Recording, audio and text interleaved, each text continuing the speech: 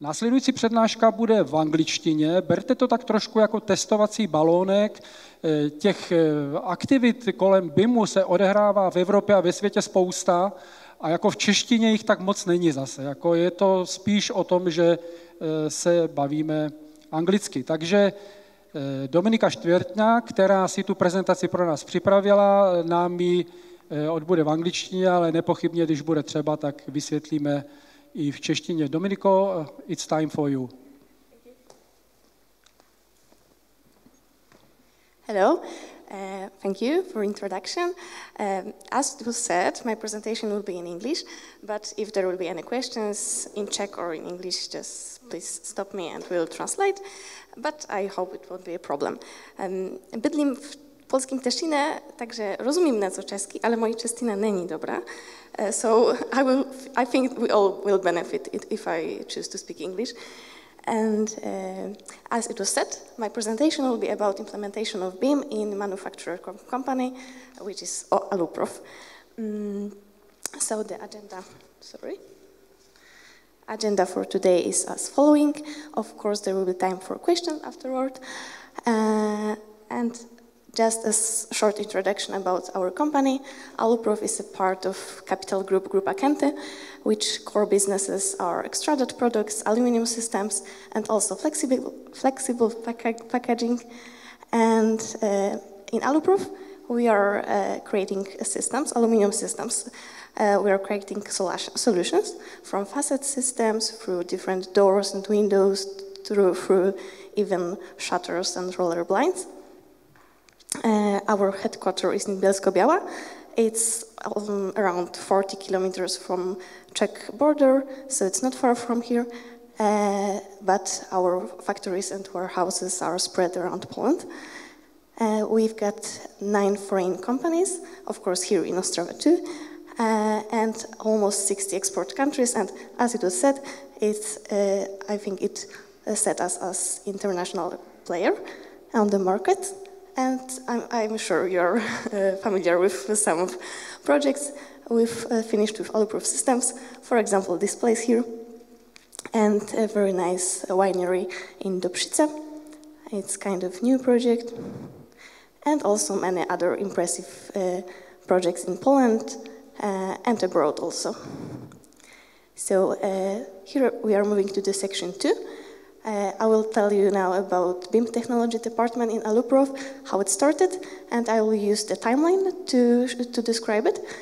So it started more or less in 2016, when the need of BIM implementation was recognized, like the BIM was really in the play then. So Aluprof decided to order some BIM libraries, families, libraries, objects, there are many ways to call it, in external companies. But it was a need to verify it, and even though inside Aluprof there were some people with certain skills to verify it, there were no dedicated to do it, and so we needed to base on the feedback from architects. And it was hard in that way that we've got a lot of feedback that, for example, there is lack of common parameters, there is no standard for visualization, no common parameters. Yeah, that was the main problem. So then was the decision to create the BIM technology department. When I was preparing this presentation, we discussed in our team that I will show you some crucial steps that was taken in certain moments. So here in 2016, when was the real time to decide what do we need, a BIM department or not, the crucial steps which we could advise to you was to find a willing leader. In fact, the willing leader that was found in Aluprof is my current manager. And then find ambassadors within the organization. It don't have to be people who will be directly involved, but they need to have an overall idea. Of course, perform internal analysis of needs and problems, and convince the top management. I know, the tough one. And then choose the path of conduct. Do we need really an in-house BIM team, or it could be one person, because it's also a good way, and then the objects and projects, for example, also would be outsourced from the external company. Okay, so it was 2019 when this was the real start. The BIM Technology Department was created. As you can see, it was almost 3 years since the recognition of the need. It was the time to define the goals. I will talk about the goals in a moment. And also to recruit people. Then we created a 5-people team and educating people from our company. Also educate ourselves, as we need to create a path of conduct, how our everyday work should look like, because it wasn't so easy. So crucial steps on this stage, when there is a moment to start, would say to establish roles and responsibilities and a communication plan. Develop BIM and CAD standards, procedures and processes. I will tell about our standards in a moment also. And to go through a training phase and a pilot project, which is obvious, I hope. And here we are now in 2022. Our department is growing. Almost 90% of our libraries or objects or systems, I would say, are already ready and published. There are 2 additional employees. And honestly saying, our everyday work changed dramatically, because there is even almost no time left for preparing libraries and objects, because there is so much projects we are involved into. And I think it's also a proof itself how it changed our work and the work in the company to have a BIM department. So the crucial steps on this stage, which we undertake recently, was summarizing and reflecting of what have been done. We've got many standards and procedures, and some of them, well, I think it's normal, hasn't been used like at all, nor almost. So we discussed it if it was a matter of time, or maybe they weren't really relevant when we need to resign. And take a step back, fix areas that needed to be corrected. It always takes time, and it's troublesome because it's our working time. But we believe it would be worth. So there are main goals we established in 2019. Some of them might seem plain and not really insightful, but I would say that our consequent implementation of them gave effects. And for example, such easy thing as adopting a standardized naming convention is a thing that really helps us during contact with a client. And we just have a possibility to verify if someone is working with current file, what changes might be implemented. And also it's good to have a standard to follow while producing new objects. Okay, I'm moving to the next section, which is our input in our company. We created BIM and CAD standards. BIM standard is used mostly in our department, and it serves ourselves mostly for introduction new people and also to carry our everyday duties. But Aluproof CAD standard is used by our all technical departments, along with some standardized files and some enhancements as Lisp files, macros, and so on. We've got a really good CAD specialist who's helping our technical departments. In our BIM standards mostly, there are metrics of responsibility. As I said before, it's really important to define responsibilities along the team.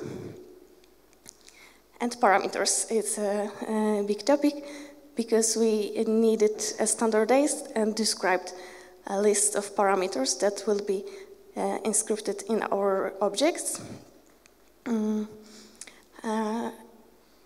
All of us knew what might happen if there are no standards for parameters, and especially for shared parameters, it might be a problem when we insert objects with similar but not exactly the same parameters. Naming convention, I would say it's our idea to do it that way, and you can choose the other, but it really helped us to not have files named final, final, or free, final, final. So our manager is very strict about it, but I think we all benefit from it. There are also folder structure, and it's for every software which we cover in our department, which is Revit, Archicad, AutoCAD, SketchUp, and 3ds Max. We've got the same folder structure, and that simply helps us to know on what stage is the given project. It's easier just to help someone if someone is, for example, on the day off. We just knew what's happening in somebody's files.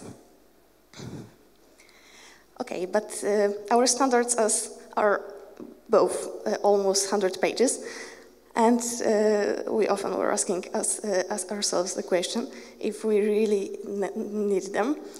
And yes, they help to introduce new team members, and I did it recently because there were one new person in our team, and it was great. It was like encyclopedia. I think it was hard for her in the first moment because we were repeating, look into the standard, look into the standard, look into the standard. But it's a common, it's a thing that gives us a common language and improve the overall communication process in our team. So I advise it's worth it. I will show you some projects what we made in Aluproof, but firstly, a few words about our libraries. Here, of course, the Revit family, the door with sidelight, which, of course, besides geometry, has its own parametric level, and might serve as a database. Here, as we also heard before, how important is the geometry in the BIM project, and what could we benefit from it. And simply the examples of the modification of our families in the project, what is the accuracy, what we can gain, and how we can use it in the project. Our objects are, of course, available for free on this site. I advise you to look on the aluproof.com because there is catalogs for architects, and there is the latest, the most current version of files. In a moment, there will be Revit library, Revit family, I should write in a project.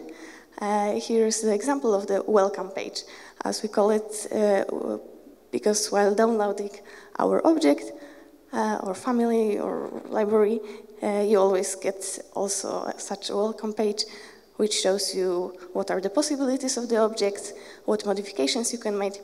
And of course, if something is unclear, you can contact us. So that's the one of two projects that I would like to show you.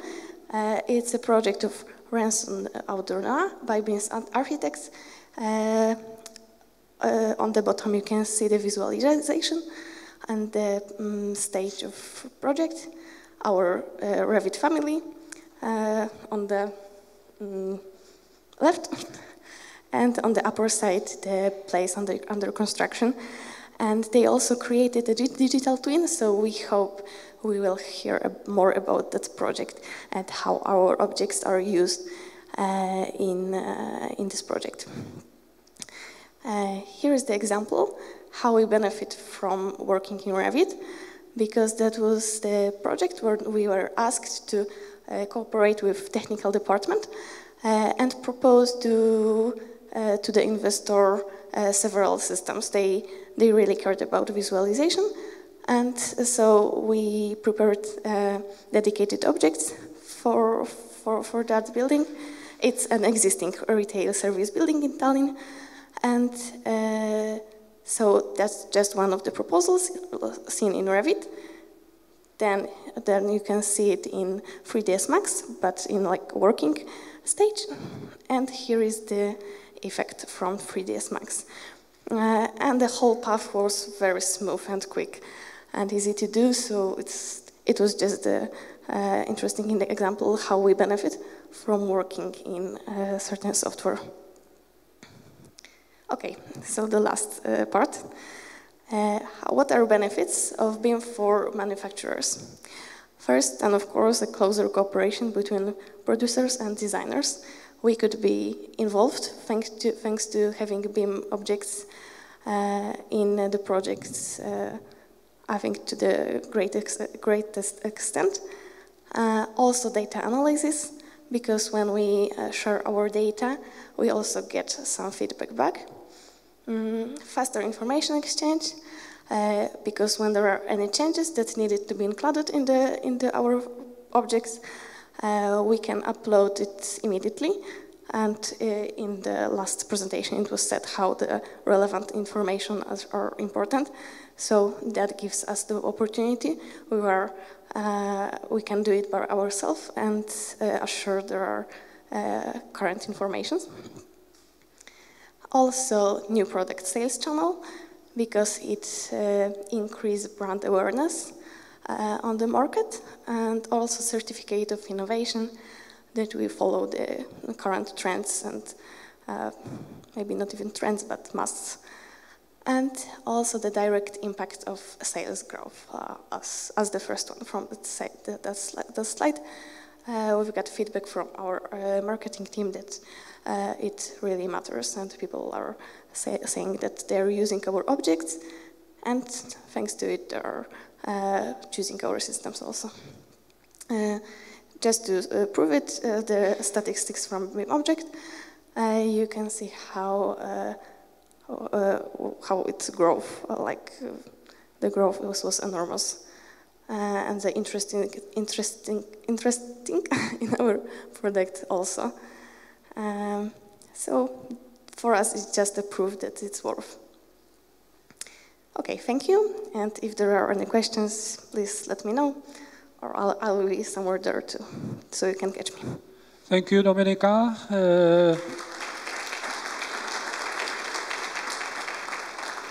Máme chvilinku ještě na dotazy. Já jsem si z té prezentace vzal nebo potvrdil víceméně tu svoji představu. BIM je důležitý i pro výrobce takových produktů. Ještě pořád bych dokázal si vzpomenout na některé z nich, kteří mají na svých stránkách knihovnu prvků do AutoCADu, která už tam je 10 roků stará, a jako tohle určitě není pomoc, kterou ten výrobce může projekční sféře dát. A je to samozřejmě taky, je-li to kvalitně uděláno, konkurenční výhoda pro toho, kterého výrobce, když takovouhle službu, takovouhle tento vnímání toho BIM standardu ve svých produktech nabízí. Matěj, máme nějaký dotaz? Máme dotaz, we have a question. So, a děkuji, že jste to napsali v angličtině rovnou, takže nemusím překládat. If company makes projects from your aluminium profiles, from making to order them and manufacturing them, can this company get your BIM standards and model? Maybe how? I think we've never had that question. Sometimes we participate in creating the demands for the projects. Like I would say something like AER, which was already mentioned here. So we are able to help with that inside our company, of course, and it happened. But if some external company would ask to see or to discuss our standards, I think we can help. So they should just contact you and... Yeah, and we'll see to what extent we can help. OK, máme někdo ještě nějaký další dotaz? Samozřejmě můžete ho položit taky v eventy, kde když by ne teď, tak dodatečně odpovíme.